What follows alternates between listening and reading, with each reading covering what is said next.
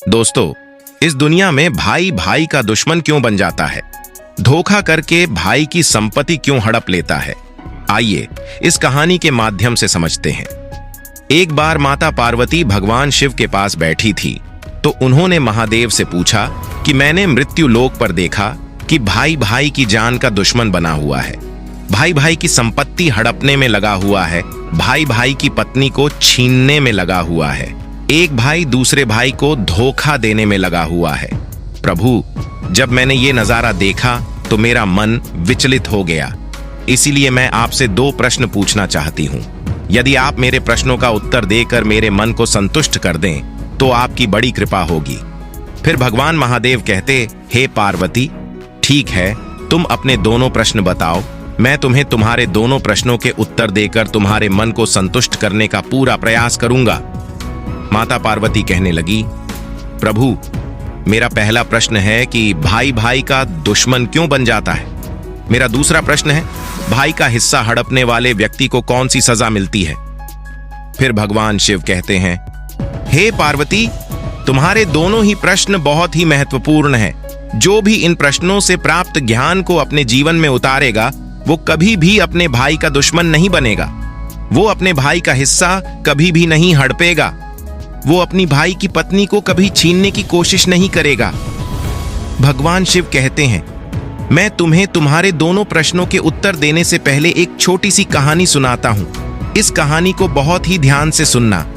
यदि तुमने इस कहानी को ध्यान से सुना तो निश्चित ही तुम्हारे दोनों प्रश्नों का उत्तर तुम्हें मिल जाएगा और तुम्हारा मन पूरी तरह से संतुष्ट हो जाएगा। फिर माता पार्वती भगवान शिव को कहानी पूरी सुनने का वचन देती हैं और कहती हैं, आप कहानी शुरू कीजिए, मैं कहानी को पूरा मन से सुनूंगी। दोस्तों, तो कहानी शुरू करने से पहले मेरा आप सभी से अनुरोध है कि आप हमारी कहानी में खो जाएं, उससे पहले हमारे चैनल को सब्सक्राइब करके बेल आइकन अवश्य दबा लें, जिससे हमारी हर वीडियो का नोटिफिकेशन सबसे पहले आप तक पहुंच सके और आप हमारी हर वीडियो से प्राप्त ज्ञान को अपने जीवन में उतार सके। तो ले कहानी शुरू करते हैं। भगवान शिव कहते हैं, हे पार्वती, एक नगर में राजा था। उसके महल में एक बहुत ही सुंदर बाग था। उस बाग में तरह तरह के फूलों के पौधे और अनेक प्रकार के मीठे फलों के पेड़ थे। इसके अलावा उस बाग में सबसे आश्चर्यजनक चीज थी। एक सेब का पेड़ था जिसमें सोने के सेब लगते थे। उस राजा ने उस पेड़ की देखभाल के लिए खास इंतजाम कर रखा था। जब इसके फल पकते थे तो चौकीदार रात दिन उस पेड़ का पहरा दिया करते थे ताकि कोई सोने का सेब चुरा ना सके। भगवान शिव कहते हैं, हे पार्वती, लेकिन एक दिन की बात है, जब बाग के माली ने सोने के सेबों को गिना तो उसमें एक सेब गायब था। माली तुरंत दौड़ता हुआ राजा के पास पहुंचा और राजा को सेब के पेड़ पर एक फल कम होने की खबर दी। राजा ने यह बात सुनी तो उसे बड़ा आश्चर्य हुआ कि बाग में उस पेड़ की देखभाल का इंतजाम करने के बाद उस पेड़ से फल कैसे चोरी हो गया। राजा ने ऐलान किया कि जिस व्यक्ति ने उस पेड़ का सेब चुराया है, उस व्यक्ति को जो भी कपड़ कर लाएगा उसे इनाम दिया जाएगा। राजा के 3 बेटे थे। सबसे बड़ा राजकुमार राजा से कहने लगा, पिताजी, रात को मैं बाग में पहरा दूंगा और चोर को पकड़ने की कोशिश करूंगा। फिर राजा ने अपने बड़े बेटे यानी बड़े राजकुमार को बाग में पहरा देने का आदेश दिया और चोर को पकड़ने की इजाजत दे दी। वो बड़ा राजकुमार रात में पहरा देने लगा, लेकिन 2 घंटे बाद ही बड़े राजकुमार को नींद आ गई और वो सो गया। भगवान शिव कहते हैं, हे पार्वती, वो राजकुमार सुबह उठकर उसने सेबों को गिना तो वो देखकर चकित रह गया कि रात भर में एक सेब और गायब हो गया। फिर इसके बाद दूसरी रात को मझले राजकुमार ने पहरा देने का काम संभाला तो उसे भी नींद आ गई और तीसरे दिन भी सेब चोरी हो गया। पेड़ से लगातार फल चोरी होने से वो राजा बड़ा चिंतित था और दरबारी की भी समझ में नहीं आ रहा था कि क्या किया जाए। ये सोचते हुए सब उदास बैठे थे। इतने में सबसे छोटा राजकुमार आया और उसने कहा कि आज की रात मैं पहरा दूंगा और चोर को पकड़ लूंगा। भगवान शिव कहते हैं, हे पार्वती, राजा सबसे छोटे राजकुमार से खुश नहीं रहता था। वो छोटे राजकुमार को हमेशा मूर्ख समझता था और फिर जब छोटा राजकुमार राजा से कहता है कि आज रात को मैं पहरा दूंगा और चोर को पकड़ कर लाऊंगा, तो राजा उसे डांटते हुए कहता है कि तुम क्या समझते हो, क्या तुम्हें इसमें सफलता मिलेगी? बड़े राजकुमार इस काम में असफल हो चुके हैं, तुम अपना काम करो, तुम्हारे बस की बात नहीं है। लेकिन छोटा राजकुमार नहीं माना। उसने राजा से प्रार्थना की और बोला उसे एक मौका दिया जाए। वहीं अंत में राजा राजी हो गया। भगवान शिव कहते हैं, हे पार्वती, फिर सबसे छोटा राजकुमार रात में पहरा देने लगा। उसने तय किया कि वो किसी भी हालत में नहीं सोएगा और चोर को जरूर पकड़ेगा। वही जब आधी रात हुई और रात के 12 बजे का समय हुआ तो राजकुमार ने देखा कि एक सुंदर सोने की चिड़िया कहीं से उड़ती हुई आई और सेब के पेड़ पर बैठ गई। फिर उसने देखते देखते सोने का एक सेब तोड़कर अपनी चोंच में पकड़ लिया। छोटा राजकुमार जाग रहा था। राजकुमार ने फौरन निशान साधा और तीर चला दिया, लेकिन तीर चिड़िया को नहीं लगा और वो पंख फड़फड़ कर उड़ गई। राजकुमार का तीर उस चिड़िया के पंख पर लगा और एक सोने का पंख टूटकर जमीन पर आ गिरा। भगवान शिव कहते हैं, हे पार्वती, फिर दूसरे दिन सुबह राजकुमार ने राजा को सारी बात बता दी और वो सोने का पंख राजा के सामने रख दिया। पंख इतना सुंदर और इतना कीमती था कि राजा उसे देखता ही रह गया। राजा ने कहा, अगर उस चिड़िया का एक पंख इतना सुंदर है तो चिड़िया कितनी सुंदर होगी। मैं चाहता हूं कि उस चिड़िया को पकड़ कर लाओ। भगवान शिव कहते हैं, हे पार्वती, फिर सबसे पहले बड़ा राजकुमार इस काम के लिए रवाना हुआ और चलते चलते एक जंगल में पहुंचा। वहां उसने एक लोमड़ी को एक पेड़ के नीचे आराम करते देखा। फिर राजकुमार ने शिकार के लिए मौका देखकर तीर अपने धनुष पर चढ़ा लिया। वो तीर छोड़ते ही वाला था कि लोमड़ी ने चिल्लाकर कहा, राजकुमार, मुझे मत मारो। मुझे पता है कि तुम सोने की चिड़िया की खोज में निकले हो। तुम मेरी राय मानो तो तुम्हारा काम जल्द ही पूरा हो जाएगा। तुम इसी रास्ते से सीधे चले जाओ। शाम होने पर तुम एक गांव में पहुंचोगे। वहां तुम्हें आमने सामने 2 सराय मिलेगी। वहीं एक सराय खूब सजी सजाई और दूसरी सराय बहुत ही भद्दी दिखाई देगी। तुम एक काम करना, जो सराय बहुत सजी सजाई दिखाई दे, सुंदर सी दिखाई दे, तुम उसके अंदर मत जाना। यदि तुम ऐसा करोगे तो तुम्हारा काम बहुत ही आसानी से हो जाएगा। भगवान शिव कहते हैं, हे पार्वती, वो लोमड़ी की बात सुनकर बड़े राजकुमार को हंसी आ गई और उसने चिल्लाकर कहा, भाग जा, यहां से मुझे तेरी सलाह की जरूरत नहीं है। और ऐसा कहकर बड़े राजकुमार ने लोमड़ी पर तीर छोड़ दिया। लेकिन लोमड़ी बहुत चालाक थी, वो बचकर भाग गई। बड़ा राजकुमार आगे चला गया। शाम को जब एक गांव में पहुंचा तो उसने देखा कि सड़क के किनारे सचमुच में 2 सराय थी। उसमें से एक सराय सजी सजाई थी और उसके अंदर से लोगों के नाचने गाने की आवाज आ रही थी। वहीं दूसरी सराय बहुत भद्दी थी और वहां अंधेरा था। राजकुमार ने लोमड़ी की बात पर गौर नहीं किया और राजकुमार सजी सजाई सराय में ठहर गया। थोड़ी देर में वो भूल गया कि वो असल में सोने की चिड़िया की खोज में निकला था, क्योंकि जो सजी सजाई सराय के अंदर जो भी व्यक्ति जाता था वो अपने जिस काम के लिए आता था उस काम को भूल जाता था। इसीलिए राजकुमार भी उस चिड़िया के बारे में भूल गया। जब काफी समय बीत गया और बड़ा राजकुमार नहीं लौटा तो मझला राजकुमार सोने की चिड़िया की खोज में चल पड़ा। वो भी उसी तरह चलते चलते जंगल में पहुंचा तो वही लोमड़ी उसे भी मिली और फिर उसी लोमड़ी ने मझरे राजकुमार को भी वही बात बताई जो बड़े राजकुमार को बताई थी। मगर मझरे राजकुमार ने भी उस लोमड़ी की बात पर कोई ध्यान नहीं दिया। जब शाम को वो उस गांव में पहुंचा तो बड़े राजकुमार की तरह सजी सगाई सराय में ठहर गया और वहां के नाच गान के रंग में मस्त होकर वो भी अपना काम भूल गया। यहां तक कि उसे घर लौटने की भी सुध नहीं रही। भगवान शिव कहते हैं, हे पार्वती, अंत में सबसे छोटे राजकुमार ने राजा से कहा कि मैं सोने की चिड़िया की खोज में जाऊंगा।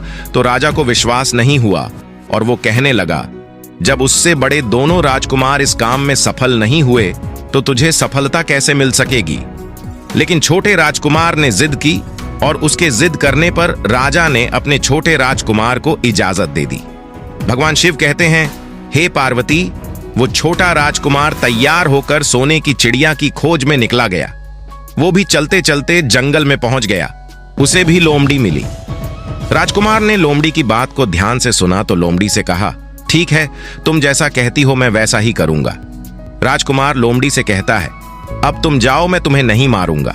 छोटे राजकुमार की बात सुनकर के वो लोमड़ी खुश होकर बोली, तुम सबसे अच्छे लड़के मालूम पड़ते हो।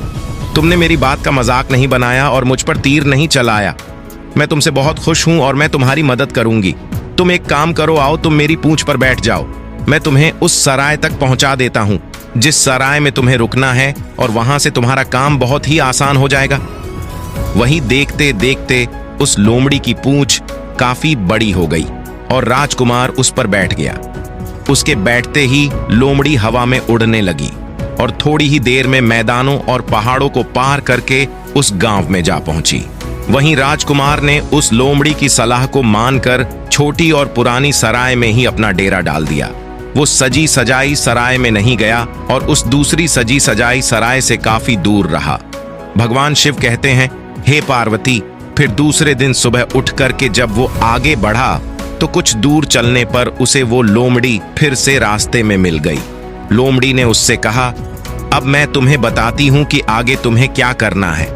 लोमड़ी ने कहा, तुम सीधे चलो, आगे चलने पर तुम्हें एक बहुत बड़ा किला मिलेगा जिस पर सिपाही पहरा देते होंगे। तुम सिपाहियों से डरना नहीं और सीधे अंदर चले जाना, क्योंकि उस समय वो सिपाही सो रहे होंगे, और तुम बेधड़क होकर किले में घुसते जाना और उनके कमरों को पार करते हुए उस जगह पर पहुंच जाना जहां लकड़ी के एक मामूली पिंजरे में सोने की चिड़िया बंद होगी, और वहां पर पहुंच करके तुम चिड़िया को पिंजरे से सहित उठाकर किले से बाहर ले आना।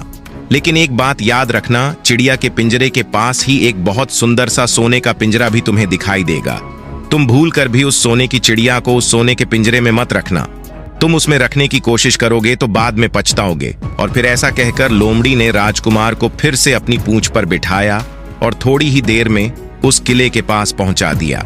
भगवान शिव कहते हैं, हे पार्वती, अब राजकुमार ने किले के पास जाकर देखा कि सचमुच उसके पहरेदार सो रहे थे, और फिर छोटा राजकुमार बिना डरे हुए सीधा महल में घुस गया और थोड़ी ही देर के बाद उस कमरे में जा पहुंचा जहां सोने की चिड़िया एक पिंजरे में बैठी हुई थी। उस पिंजरे के पास ही सोने के 3 सेव पड़े हुए थे। फिर तो उन तीनों सेवों को देखकर राजकुमार ने फौरन पहचान लिया कि ये तीनों सोने के सेव उसके पिता के बाग के ही हैं। वहीं सोने की चिड़िया इतनी सुंदर थी कि राजकुमार उस चिड़िया को देखता ही रह गया, और वो उस चिड़िया को उठाकर लाने ही वाला था कि उसकी नजर पास ही पड़े एक सुंदर से पिंजरे पर पड़ गई। वो पिंजरा बहुत ही सुंदर था और उसमें तरह तरह के कीमती पत्थर जड़े हुए थे। और फिर उस सुंदर सोने के पिंजरे को देखकर छोटे राजकुमार के मन में लालच आ गया और उसने सोने की चिड़िया के लिए वही पिंजरा ठीक समझा, और राजकुमार लोमड़ी की बात को भूल गया कि उसने सोने के पिंजरे को छूने के लिए मना किया था। मगर राजकुमार लोमड़ी की बात भूलकर और उसने सोने की चिड़िया को लकड़ी के पिंजरे से निकालकर उस सोने के पिंजरे में बंद कर दिया। लेकिन नए पिंजरे में आते ही वो सोने की चिड़िया जोर जोर से शोर मचाने लगी और राजकुमार पिंजरे को उठाकर कमरे से बाहर भी नहीं निकल पाया था, क्योंकि चिड़िया के शोर मचाने पर उसकी आवाज से सिपाही कमरे में पहुंच गए और उन्होंने राजकुमार को पकड़ लिया। भगवान शिव कहते हैं, हे पार्वती, फिर राजकुमार को अपनी भूल का पता चला। उसे याद आया कि लोमड़ी ने उसे क्या कहा था, लेकिन अब क्या हो सकता था। सिपाही उस छोटे राजकुमार को पकड़कर राजा के दरबार में ले गए। वहीं राजा के पूछने पर राजकुमार ने सारी बात राजा को बता दी। फिर राजकुमार की बात को सुनकर राजा ने कहा, तुम मेरे महल में चोरी करने के लिए घुसे थे, मैं तुमको माफ नहीं कर सकता। तुम्हें फांसी की सजा दी जाएगी, लेकिन मैं तुम्हें एक मौका दे सकता हूं। अगर तुम मेरे लिए सोने का घोड़ा लाकर दो तो मैं तुम्हें ना सिर्फ छोड़ दूंगा बल्कि सोने की चिड़िया भी तुमको दे दूंगा। वहीं राजकुमार को अपनी जान बचाने के लिए राजा की शर्त माननी पड़ी और वो सोने के घोड़े की तलाश में निकल पड़ा। वो किले के बाहर जाने पर छोटे राजकुमार ने देखा कि लोमड़ी उसका इंतजार कर रही है, और फिर उसने लोमड़ी को सारी बातें बताई। तो लोमड़ी ने निराश होते हुए कहा कि मैं अब तुम्हारी कोई मदद नहीं करूंगी। तुमने मेरे कहने के अनुसार काम नहीं किया। मैंने जिस तरह से कहा था, अगर तुम उस तरह से काम करते तो मुसीबत में नहीं फंसते और सोने की चिड़िया भी तुम्हारे हाथ में होती। भगवान शिव कहते हैं, हे पार्वती, वो राजकुमार बोला, मुझे माफ कर दो, मुझसे गलती हो गई। मेरा काम तुम्हारी सहायता के बिना नहीं चलेगा। मुझे राजा ने सोने का घोड़ा लाने के लिए कहा है, वरना वो मुझे फांसी पर चढ़ा देगा। वो राजकुमार की बात को सुनकर लोमड़ी ने कहा, खैर, मैं तुम्हें माफ करती हूं। अब तुम ऐसा करो, मेरी पूंछ पर बैठ जाओ। फिर लोमड़ी कहने लगी, चले चलो, कुछ दूर जाने पर तुम्हें एक दूसरा किला मिलेगा। इस किले की घुड़साल में तुम्हें सोने का घोड़ा बंधा हुआ मिलेगा। महल के नौकर चाकर सब सो रहे होंगे, तुम चुपचाप जाना और घोड़े को खोल लेना। लेकिन एक बात याद रखना, वहां घोड़े के पास में ही घोड़े पर कसने के लिए 2 जीण रखी होगी। उनमें से एक तो बहुत पुरानी चमड़े की जीण होगी और दूसरी सोने की जीण होगी। तुम सोने की जीण को छूना भी मत और उस घोड़े पर पुरानी चमड़े की जीण को कसकर सवार हो जाना और उसे दौड़ाते हुए किले से बाहर चले आना। वहीं लोमड़ी की बात सुनकर छोटे राजकुमार ने वादा किया कि वो ठीक वैसा ही करेगा और फिर लोमड़ी ने उस छोटे राजकुमार को अपनी पूंछ पर बैठाया और कुछ ही देर में उस किले के पास पहुंचा दिया। वहीं किले के पास पहुंचते ही लोमड़ी ने राजकुमार को उतारा और फिर वहां से चली गई। राजकुमार सीधा फटाक से किले में घुस गया। अंदर जाकर उसने देखा कि वहां के सभी नौकर चाकर सोए हुए थे और फिर थोड़ी ही देर में वो किले की घुड़साल में पहुंच गया। राजकुमार ने पास जाकर देखा तो वो घोड़ा सचमुच सोने का था। ऐसा सुंदर घोड़ा उसने सपने में भी नहीं देखा था। राजकुमार ने आगे बढ़कर उस सोने के घोड़े को खोल लिया। जो वो बाहर निकलने लगा तो उसकी नजर एक कोने में पड़ी सोने की झिण पर पड़ी। वो झिण बहुत ही सुंदर थी, उसमें हीरे मोती जुड़े हुए थे। उसके पास ही एक फटी पुरानी चमड़े की झिण पड़ी हुई थी। वो राजकुमार सोचने लगा कि इतने सुंदर घोड़े पर ये पुराने चमड़े की झिण कासना राजकुमार को शोभा नहीं देगा। और फिर ऐसा सोच करके वो राजकुमार सोने की झिण को उठा लेता है और घोड़े पर कसना शुरू कर देता है। फिर जैसे ही घोड़े की पीठ पर वो सोने की झिण को कसता है, वैसे ही घोड़ा जोर जोर से हिनाने लगा और किले के नौकर चाकर जाग जाते हैं। वहीं थोड़ी ही देर में राजकुमार को पकड़ लिया जाता है। भगवान शिव कहते हैं, हे पार्वती। राजकुमार को सिपाहियों ने हाथ बांधकर अपने राजा के सामने पेश किया। राजकुमार की सारी बातें राजा ने सुनकर कहा, तुमने मेरे घोड़े को चुराने की कोशिश की है, इसलिए तुम्हें फांसी की सजा दी जाएगी। लेकिन अगर तुम मेरा एक काम कर दो तो मैं तुम्हें छोड़ सकता हूं। फिर राजकुमार ने कहा, आप महाराज बताओ, मैं आपका हर काम करने को तैयार हूं। तो राजा ने कहा, यहाँ से कुछ ही दूरी पर एक महल है, उसमें बहुत सुंदर राजकुमारी रहती है। अगर तुम अपनी जान बचाना चाहते हो तो उस राजकुमारी को मेरे पास लेकर आओ। यदि तुम ऐसा कर दोगे तो मैं तुम्हें इनाम में ये सोने का घोड़ा दे दूंगा। भगवान शिव कहते हैं, हे पार्वती, बेचारा राजकुमार वो फिर से एक नई मुसीबत में फंस गया। उसे मजबूर होकर राजा की शर्त माननी पड़ी। अब वो सोने के महल की खोज में निकला पड़ा। कुछ दूर चलने पर उसे वो लोमड़ी फिर मिल गई। पता नहीं उस लोमड़ी को सारी बातें कैसे मालूम हो गई थीं और वो कहने लगी, देखा तुमने, इस बार भी मेरी बात नहीं मानी। मेरी बात मान जाते तो इस नई मुसीबत में नहीं फंसते। खैर, मुझे तुम पर दया आ रही है, मैं तुम्हारी मदद फिर करूंगी। चलो, तुमको सोने के महल के पास पहुंचा देती हूं। तुम महल के बाहर ही कहीं पर छुपे रहना। जब महल में से शाम के समय राजकुमारी तालाब में नहाने के लिए बाहर आए तो तुम आगे बढ़कर उसका हाथ पकड़ लेना और डरना नहीं। जैसे ही तुम उस राजकुमारी को छुओगे, राजकुमारी तुम्हारे साथ आने के लिए राजी हो जाएगी। लेकिन एक बात याद रखना, तुम उसको वहां से सीधे अपने साथ ले आना, उसे वापस महल में मत जाने देना। वो राजकुमारी तुमसे कहेगी कि मैं अभी अपने माता पिता से मिलकर आती हूं, लेकिन तुम उसकी बातों में मत आना, वरना फिर से मुसीबत में फंस जाओगे। भगवान शिव कहते हैं, हे पार्वती। फिर ऐसा कहते हुए लोमड़ी ने फिर से उस छोटे राजकुमार को अपनी पूंछ पर बिठा लिया और देखते ही देखते वो लोमड़ी हवा में उड़ती हुई कुछ देर के बाद उस सोने के महल के पास जा पहुंची। वहीं महल के पास पहुंचते ही राजकुमार एक पेड़ की आड़ में छुपाकर बैठ गया। शाम को जब राजकुमारी नहाने के लिए किले से बाहर आई तो राजकुमार ने हिम्मत करके आगे बढ़कर उसका हाथ पकड़ लिया। उसके छूते ही राजकुमारी उसके साथ चलने के लिए तैयार हो गई और वो बोली, राजकुमार, तुम मुझे जहां भी ले जाना चाहोगे मैं तुम्हारे साथ चलूंगी, लेकिन मुझे थोड़ी देर के लिए अपने माता पिता से मिलकर आने दो। तो राजकुमार ने लोमड़ी की बात को याद किया और राजकुमार ने कहा, नहीं नहीं, ऐसा नहीं करना, तुम्हें तुरंत मेरे साथ चलना पड़ेगा। लेकिन राजकुमारी रोने लगी। इतनी सुंदर राजकुमारी थी कि राजकुमार उस राजकुमारी का रोना नहीं देख सका और उसका मन पिघल गया। छोटा राजकुमार अंत में राजी हो गया और बोला, जाओ, थोड़ी देर के लिए माता पिता से मिलकर लो, लेकिन फिर तुरंत बाहर चली आना। भगवान शिव कहते हैं, हे पार्वती। लेकिन राजकुमारी ने जैसे ही किले में कदम रखा, किले के पहरेदार जाग गए और उन्होंने राजकुमार को पकड़ लिया। वहीं राजकुमार बहुत पछताया। लेकिन अब क्या हो सकता था। सिपाहियों ने उसे अपने राजा के सामने पेश किया। राजा बहुत निराश था। उसने उसी वक्त आदेश दिया कि इस राजकुमार को फौरन फांसी पर चढ़ा दिया जाए। फिर तो फांसी का आदेश सुनने के बाद में राजकुमार रोने लगे, गिड़गिड़ाने लगा। इस पर राजा ने थोड़ी देर सोच विचार किया और कहा, मैं अपना आदेश वापस नहीं ले सकता, लेकिन अगर तुम मेरा एक काम कर दो तो तुम्हारी जान बच सकती है। फिर राजकुमार ने कहा, ठीक है, आप जो भी कहेंगे मैं आपका काम करूंगा। तो राजा ने कहा, हमारे किले के ठीक सामने एक बहुत बड़ा पहाड़ है। इसके कारण हमारे किले की सुंदरता नष्ट होती है।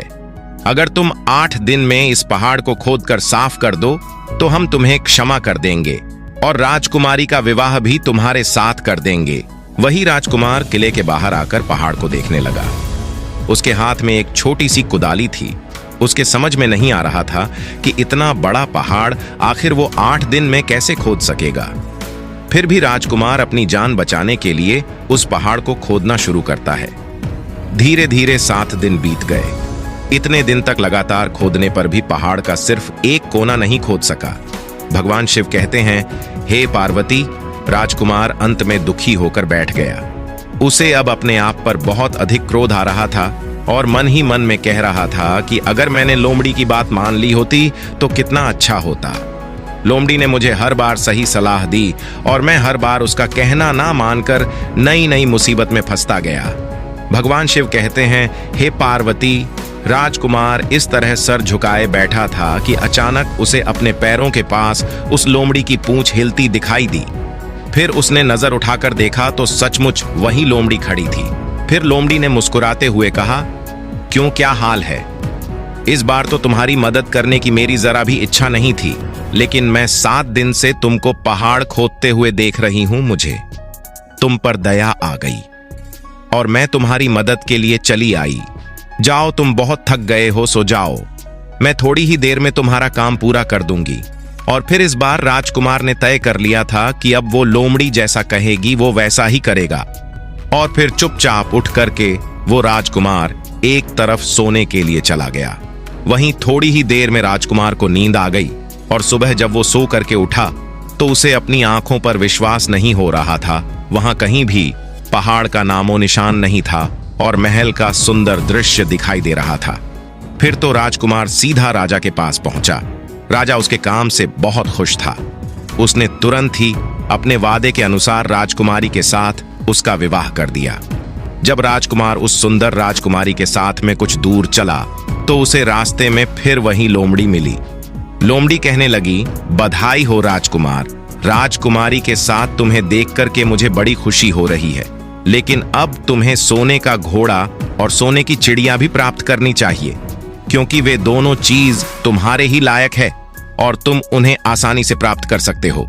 भगवान शिव कहते हैं, हे पार्वती। फिर राजकुमार बोला, लेकिन भला मुझे सोने का घोड़ा और सोने की चिड़िया कैसे मिल सकती है? मैं तो इस राजकुमारी को भी उस राजा के लिए लेकर जा रहा हूं जिसने राजकुमारी के बदले में मेरी जान बख्शी थी। फिर लोमड़ी कहने लगी, नहीं राजकुमार, तुम ऐसा काम कभी मत करना। इस राजकुमारी के साथ में तुम्हारा विवाह हुआ है, अब ये सिर्फ तुम्हारी है। अगर तुम मेरे कहने के अनुसार काम करो तो तुम्हें सोने का घोड़ा और सोने की चिड़िया भी मिल जाएगी। तुम सबसे पहले इस राजकुमारी को लेकर सोने के घोड़े वाले राजा के पास जाओ। राजा जब राजकुमारी को देखेगा तो खुश हो जाएगा और खुश होकर वो तुमको सोने का घोड़ा दे देगा। फिर तुम घोड़े पर सवार हो जाना और सवार होकर के सबसे विदा लेना। वहीं राजकुमारी से तुम बाद में विदा लेना। और जैसे ही तुम राजकुमारी के पास पहुंचो तो तुम हाथ पकड़कर घोड़े के ऊपर खींच लेना और घोड़े को दौड़ा देना, क्योंकि सोने का घोड़ा इतना तेज दौड़ता है कि दुनिया का तेज से तेज घोड़ा भी उसकी बराबरी नहीं कर सकता है। जाओ, तुम पहले इतना काम पूरा करो, इसके बाद आगे क्या करना है बाद का काम मैं बाद में बताऊंगी। जब तुम घोड़ा और राजकुमारी को लेकर आओगे तो तुम्हें वहां आगे मैं रास्ते में फिर मिलूंगी। भगवान शिव कहते हैं, हे पार्वती, राजकुमार ने ठीक वैसा ही किया जैसा लोमड़ी ने उससे कहा था। जब सोने के घोड़े वाले राजा ने खुश होकर उसे इनाम में सोने का घोड़ा दिया तो राजकुमार उस पर सवार हो गया और सबसे विदा लेने लगा। अंत में वो राजकुमार राजकुमारी को उठाकर घोड़े पर बैठाकर घोड़े को तेजी से उड़ाता हुआ किले से बहुत दूर निकल गया। वहीं रास्ते में एक पेड़ के नीचे लोमड़ी उसका इंतजार कर रही थी और उसे देखकर लोमड़ी बोली, शाबाश, अब तुम सोने की चिड़िया भी प्राप्त कर लो। जब तुम सोने की चिड़िया वाले राजा के पास पहुंचोगे तो वो इस घोड़े को देख करके बहुत ही खुश होगा। तो तुम उससे कहना कि पहले सोने की चिड़िया का पिंजरा मेरे हाथ में दे दो, तब मैं ये घोड़ा तुमको दूंगा। फिर जैसे ही राजा जब वो पिंजरा तुम्हारे पास लाए तो तुम पिंजरा उसके हाथ से छीन लेना और घोड़े को दौड़ा देना। बस ऐसे चिड़िया तुमको मिल जाएगी और कोई तुम्हें पकड़ भी नहीं सकेगा। भगवान शिव कहते हैं, हे पार्वती, इस बार भी राजकुमार ने ठीक वैसा ही किया जैसा लोमड़ी ने बताया था, और वो राजकुमारी के साथ ही घोड़े पर बैठा रहा। और जब राजा ने उसके हाथ में सोने की चिड़िया का पिंजरा दिया तो उसने तुरंत घोड़े को वहां से भगा दिया। सोने का घोड़ा हवा से बातें करने लगा। वहीं कुछ दूर चलने पर लोमड़ी फिर उसे मिल गई। राजकुमार ने उससे कहा, तुमने मेरी बहुत बड़ी मदद की है। तुम्हारी वजह से मुझे न सिर्फ सोने की चिड़िया मिली बल्कि सोने का घोड़ा और इतनी सुंदर राजकुमारी भी मिल गई। बताओ मैं तुम्हें क्या इनाम दूं? मैं तुमको कुछ ना कुछ देना चाहता हूं। फिर राजकुमार की बात को सुनकर वो लोमड़ी कहने लगी, अगर तुम खुश हो तो मेरा एक काम कर दो, तुम मुझ पर एक तीर चला करके मुझे मार दो। इस समय तुम यही सबसे बड़ा काम मेरे लिए कर सकते हो। फिर लोमड़ी की बात सुनकर राजकुमार कहने लगा, भला ऐसा कैसे हो सकता है? तुमने मेरी इतनी मदद की है और मैं बदले में तुम्हें मार दूं? ऐसा कभी नहीं कर सकता। फिर तो ऐसा सुनकर के वो लोमड़ी बहुत दुखी हुई और बोली, अगर तुम मेरा ये काम नहीं कर सकते हो तो फिर ठीक है, जाओ। लेकिन जाने से पहले तुम्हारी भलाई के लिए मैं तुम्हें दो बातें बता रही हूं। हमेशा ध्यान रखना। पहली बात तो ये है कि कभी भी किसी भी कुएं की दीवार पर मत बैठना, और दूसरी बात, ऐसे लोगों के लिए कभी धन खर्च मत करना जिन्हें फांसी मिलने वाली हो। भगवान शिव कहते हैं, हे पार्वती। फिर लोमड़ी की बात सुनकर राजकुमार बोला, तुम भी अजीब हो। तुम्हारी बातें मेरी समझ में नहीं आती हैं। भला मैं कभी कुएं की दीवार पर क्यों बैठूंगा और ऐसे आदमियों पर धन खर्च क्यों करूंगा जिनको फांसी दी जाने वाली हो? लेकिन लोमड़ी ने उसकी बात का कोई जवाब नहीं दिया और अलविदा कह करके लोमड़ी वहां से चली गई। भगवान शिव कहते हैं, हे पार्वती, लोमड़ी के चले जाने के बाद में राजकुमार सोने का घोड़ा दौड़ाता हुआ आगे बढ़ा तो राजकुमारी उसके साथ बैठी हुई थी और सोने की चिड़िया का पिंजरा भी उसके हाथ में था। वहीं कुछ ही देर में राजकुमार उसे छोटे गांव में जा पहुंचा जिसमें वो दोनों सराय थीं। गांव के लोग और खास तौर से बच्चे उसको देखने के लिए बाहर निकलकर आए। सोने के घोड़े पर इतनी सुंदर राजकुमार के साथ बैठी एक राजकुमारी को देखकर के सभी सराय वाले चकित थे। इतने में ही राजकुमार ने देखा कि गांव के बगीचे में एक जगह बहुत से लोग जमा हैं और कुछ शोर हो रहा है।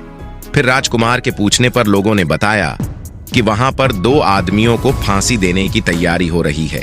फिर तो राजकुमार उन आदमियों से मिलने के लिए उधर को चल पड़ा और वहां पहुंचने पर उसने देखा कि वो दो आदमी जिनको फांसी दी जाने वाली थी वो कोई और नहीं बल्कि उसके सगे बड़े भाई थे जो सजी सजाई सराय में पहुंच गए थे और अपनी सुध बुध खो बैठे थे। वहीं तरह तरह के बुरे काम करते थे और जुआ खेलते थे और जुए में बहुत सारा धन हार चुके थे। उन्होंने लोगों से बहुत सारा रुपए उधार ले लिया था और इन्हीं सब बातों से चीड़ करके गांव वाले उन दोनों बड़े राजकुमारों को फांसी पर चढ़ाने जा रहे थे। भगवान शिव कहते हैं, हे पार्वती भाई, आखिरकार भाई होता है। छोटा राजकुमार ऐसा कैसे होने देता? उसने अपने बड़े भाइयों को बचाने के लिए वहां के लोगों से कहा, मुझसे रुपया ले लो और तुम इन लोगों को छोड़ दो। और फिर उसके बहुत विनती करने पर वहां के लोग राजी हो गए और उन्होंने उन दोनों आदमियों को रिहा कर दिया। वहीं राजकुमार अपने भाइयों को छुड़ाकर अपने महल की तरफ चल दिया। आगे कुछ दूर चलने पर जंगल में एक कुआं दिखाई दिया। फिर राजकुमार कुछ सोचकर राजकुमारी से कहता है, हम कुछ देर के लिए इस कुएं के पास आराम करते हैं और यहाँ पर ठंडा पानी पीने के बाद हम यहाँ से आगे के लिए प्रस्थान करेंगे। राजकुमार की बात सुनकर राजकुमारी मान गई। इधर राजकुमार लोमड़ी की दोनों बातों को भूल चुका था, जो कि लोमड़ी ने विदा के समय कहा था कि कभी भी घोड़े से उतरकर कुएं की दीवार पर मत बैठना और कभी भी ऐसे आदमियों की मदद मत करना जिनको फांसी लगने वाली हो। वही जैसे ही छोटा राजकुमार राजकुमारी के साथ में उस कुएं के किनारे पर बैठा, तब तक उसके दोनों बड़े भाई आ गए वो उससे जलने लगे। इसको तो सुंदर राजकुमारी मिल गई और इतना सारा धन भी मिल गया, और पिताजी भी इसकी बुद्धिमानी की प्रशंसा करेंगे। इसकी घर में इज्जत बढ़ जाएगी। कल तक पिताजी इसे मूर्ख समझते थे, आज यही बुद्धिमान माना जाएगा। इसलिए दोनों भाइयों ने सलाह करके और मौका देखकर अपने छोटे भाई छोटे राजकुमार को कुएं में धकेल दिया, और उसके बाद सोने का घोड़ा लेकर घोड़े पर राजकुमारी को बिठाकर सोने की चिड़िया का पिंजरा उठाकर वहां से चलते बने। और फिर इस प्रकार धन और राजकुमारी के लालच में बड़े दोनों भाइयों ने छोटे भाई को मौत के मुंह में धकेल दिया। फिर कुछ ही देर में दोनों बड़े राजकुमार अपने राज्य में लौट आए। घर लौटकर राजा से कहा, हम सोने की चिड़िया को पकड़ कर लाए हैं। इसी चिड़िया ने हमारे बाग से सोने के सेब चुराए थे। हम ये सोने का घोड़ा और ये राजकुमारी लाए हैं। ये सब देखकर राजा बहुत खुश हुआ। सारे राज्य में वहां के लोग खुशियां मनाने लगे। वहीं राजकुमारी खुश नहीं थी, वो रो रही थी। उसने खाना पीना भी छोड़ दिया। वहीं घोड़े ने भी खाना बंद कर दिया और चिड़िया ने भी दाना पानी बंद कर दिया। राजा ने बहुत कोशिश की, लेकिन न तो राजकुमारी खुश हुई और ना ही सोने का घोड़े और ना ही सोने की चिड़ियों ने दाना खाना शुरू किया। भगवान शिव कहते हैं, हे पार्वती, उधर वो छोटा राजकुमार कुएं में गिर गया था, लेकिन वो मरा नहीं था। कुआं बहुत गहरा था, लेकिन उसमें पानी बहुत कम था। और उस लोमड़ी की बात याद आई तो वो पछताने लगा और सोचने लगा, अगर मैंने लोमड़ी का कहा मान लिया होता और शायद घोड़े से उतरकर इस कुएं के पास दीवार पर नहीं बैठता और मैंने अपने दोनों लालची भाइयों की मदद न की होती, तो शायद आज मैं इस कुएं में न पड़ा होता। भगवान शिव कहते हैं, हे पार्वती, उस राजकुमार ने जैसे ही लोमड़ी को पुनः याद किया, लोमड़ी कुएं आ पहुंची और बोली, देखा राजकुमार, मैंने पहले ही तुम्हें समझाया था कि किसी कुएं की दीवार पर मत बैठना और ऐसे आदमियों की मदद मत करना जिन्हें फांसी दी जाने वाली हो, लेकिन तुम नहीं माने। खैर चलो, अब आखिरी बार मैं फिर तुम्हारी मदद कर देती हूं। तुम मेरी पूंछ पकड़ करके कुएं से बाहर निकल आओ। और ऐसा का करके लोमड़ी ने अपनी पूंछ कुएं में लटका दी। देखते ही देखते पूंछ इतनी लंबी हो गई कि कुएं के पेंदे में पड़े राजकुमार के पास तक जा पहुंची। वहीं राजकुमार पूंछ को पकड़ करके कुएं से बाहर निकल आया और फिर लोमड़ ने उससे कहा, अब तुम अपने घर जाओ, लेकिन जरा होशियार रहना, तुम्हारे भाई तुम्हारी जान के दुश्मन हैं, वो लोग निश्चित तुम्हें मार देंगे। भगवान शिव कहते हैं, हे पार्वती, वो राजकुमार घर की ओर चल पड़ा। अपने राज्य में पहुंचने पर उसे एक भिखारी मिला, तो भिखारी को उसने अपनी सुंदर कपड़े दान में दे दिए और उसके फटे पुराने कपड़े पहन लिए। इस तरह भैंस बदल कर वो छोटा राजकुमार अपने किले में पहुंच गया। और वहां उसके पहुंचने पर एक बड़ी आश्चर्यजनक बात हुई। सोने का घोड़ा खुशी से है नाचने लगा और दाना खाने लगा। सोने की चिड़िया भी अपने पिंजरे में खुशी से फुदकने लगी और गाना गाने लगी। राजकुमारी ने भी अपने आंसू पोंछ लिए और वो भी खुश दिखाई देने लगी। इतना होने पर भी राजा की समझ में कुछ नहीं आया। फिर उसने राजकुमारी से इस खुशी का कारण पूछा, तो राजकुमारी बोली, मैंने तो पहले ही आपको सारी कहानी बता दी थी। आपके बड़े और मझले राजकुमार ने छोटे राजकुमार के साथ धोखा किया है। इन्होंने आपके साथ भी धोखा किया है, लेकिन अब आपका छोटा राजकुमार यहाँ पर पहुंच चुका है, इसलिए मुझे बहुत खुशी हो रही है। उसी के साथ मेरी शादी हुई है और मैं उसी के साथ खुश रह सकती हूँ। फिर राजकुमारी ने राजा से इतनी बात कहकर मेले फटे पुराने कपड़े पहने एक आदमी तरफ इशारा किया और बोली, महाराज, वो देखो, आपका छोटा राजकुमार खड़ा है।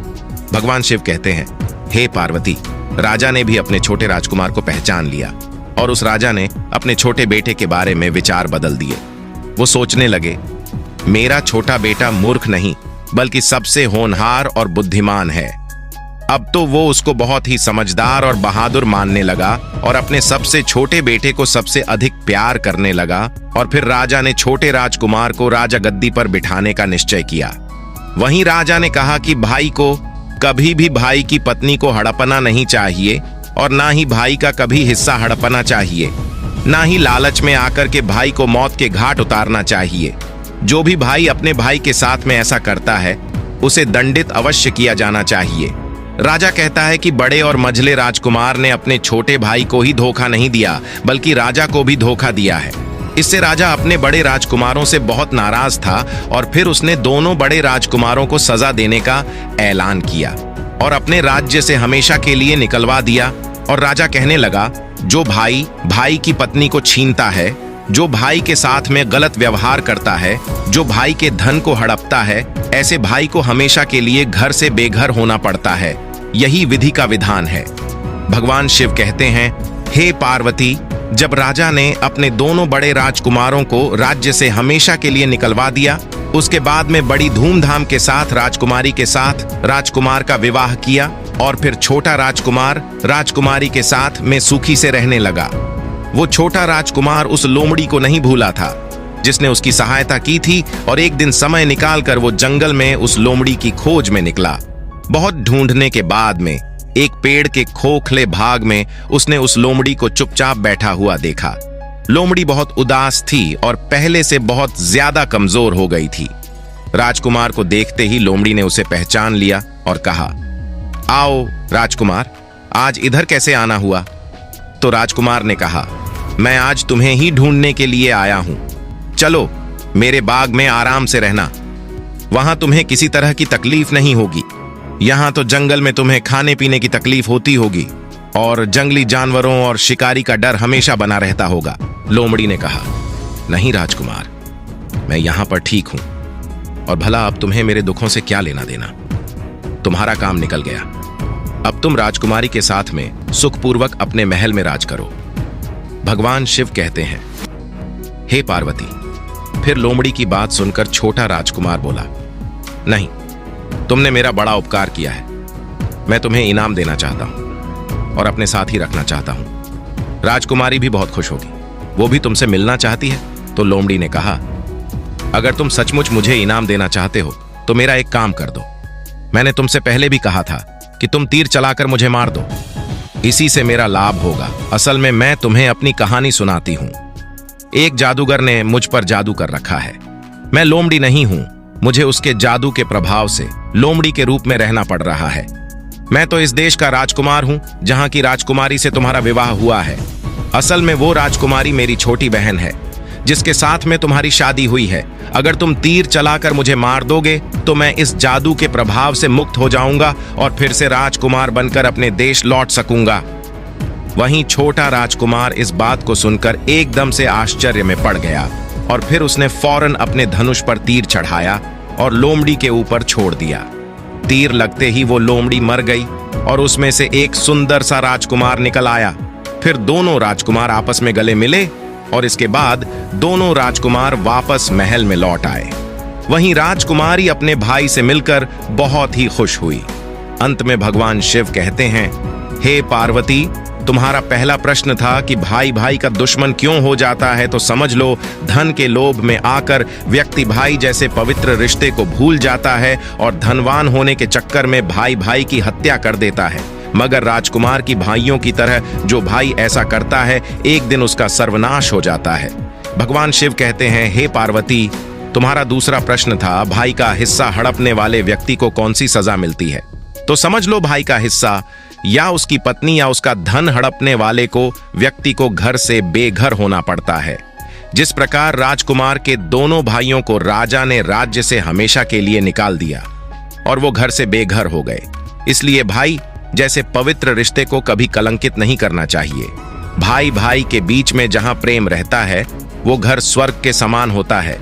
फिर तो माता पार्वती कहने लगी, प्रभु, आज की कहानी सुनकर के मेरा मन प्रफुल्लित हो गया। वास्तव में एक भाई को हमेशा दूसरे भाई की मदद करनी चाहिए, ना कि उसको बर्बाद करना चाहिए। तो मित्रों, यदि आपको भी अपने भाई से प्यार हो तो आप इस चैनल को सब्सक्राइब करें और भगवान शिव और पार्वती के लिए एक लायक करना ना भूलें।